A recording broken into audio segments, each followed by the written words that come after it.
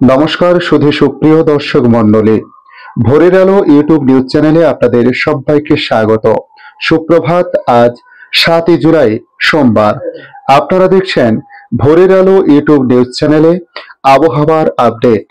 রাজ্যে বর্ষার বাতাস অত্যন্ত সক্রিয় রয়েছে, সেই সঙ্গে ঘূর্ণাবর্ত তৈরি হয়েছে গাঙ্গেয় বঙ্গের উপরে। তার প্রভাবেই বৃষ্টি বেশি হচ্ছে বলে জানানো হয়েছে। তবে গতকালের মতো আজ বৃষ্টির দাপট না থাকলেও বিক্ষিপ্ত বৃষ্টিপাত হতে পারে এবং কয়েকটি জেলায় ভারী থেকে অতি ভারী বৃষ্টিপাতের সতর্কতা জারি করা হয়েছে। আসছি বিস্তারিত খবরে। গতকালের মতো আজও বিক্ষিপ্ত বৃষ্টিপাত হতে পারে দক্ষিণবঙ্গের জেলাগুলিতে। ঝড় বৃষ্টির সতর্কতা জারি করেছে আলিপুর আবহাওয়া দপ্তর। বেশ কয়েকটি জেলায় হতে পারে ভারী থেকে অতি ভারী বৃষ্টি। তবে আজ বিকেলের পর থেকে দুর্যোগের দাপট কিছুটা কমবে বলে জানানো হয়েছে। আবহাওয়া সংক্রান্ত কোনো সতর্কতা আজ জানায়নি আবহাওয়া দপ্তর।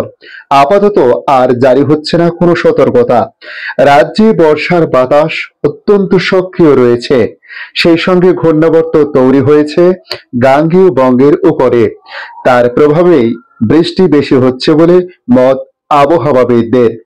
আবহাওয়া অফিস জানিয়েছে আজ বৃষ্টিপাতের সম্ভাবনা রয়েছে দক্ষিণ 24 পরগনা, পূর্ব মেদিনীপুর, বাঁকুড়া এবং পশ্চিম বর্ধমানে। তার পাশাপাশি পুরুলিয়া, ঝাড়গ্রাম এবং পশ্চিম মেদিনীপুরেও অতি ভারী বর্ষণের সম্ভাবনাও রয়েছে। এই জেলাগুলির কিছু কিছু অংশে আজও কমলা সতর্কতা জারি করা হয়েছে। এর মধ্যে কেবল ঝাড়গ্রাম এবং পুরুলিয়ায় ভারী বৃষ্টি চলবে আজ বিকেল পর্যন্ত। অন্যান্য জেলাগুলিতে আজ কোনো সতর্কতা নেই বলে বলা হয়েছে। কলকাতা সহ দক্ষিণবঙ্গের বাকি জেলায় আজ বিক্ষিপ্ত বৃষ্টিপাত এবং বজ্রবিদ্যুৎ সহ হালকা মাঝারি বৃষ্টিপাতের সম্ভাবনার কথা জানিয়েছে আবহাওয়া দপ্তর। আগামীকাল থেকে উত্তরের জেলাগুলিতে বর্ষার দাপট আবার বাড়তে পারে। আগামীকাল মঙ্গলবার ভারী বৃষ্টির সম্ভাবনা রয়েছে দার্জিলিং, জলপাইগুড়ি, কালিম্পং এবং আলিপুরদুয়ারে। এছাড়া বুধবার জলপাইগুড়ি, আলিপুরদুয়ার, কোচবিহার এবং বৃহস্পতিবার জলপাইগুড়ি ও আলিপুরদুয়ারে ভারী বৃষ্টিপাতের সতর্কতা জারি করেছে আলিপুর আবহাওয়া দপ্তর। আজ সকাল থেকে আকাশ অধিকাংশ এলাকাতে মেঘলা লক্ষ্য করা যাবে। গতকাল রাতভর বিক্ষিপ্তভাবে বৃষ্টিপাত হয়েছে বঙ্গের বিভিন্ন জেলাতে। বৃষ্টির কারণে তাপমাত্রা কম হচ্ছে এবং আজও কিছুটা কম থাকতে পারে বলে জানানো হয়েছে। যেহেতু সক্রিয় হয়েছে ঘূর্ণাবর্ত এবং তার প্রভাব বিস্তার করেছে গাঙ্গেয় বঙ্গের ওপর, যে কারণে সমুদ্র উত্তাল থাকতে পারে।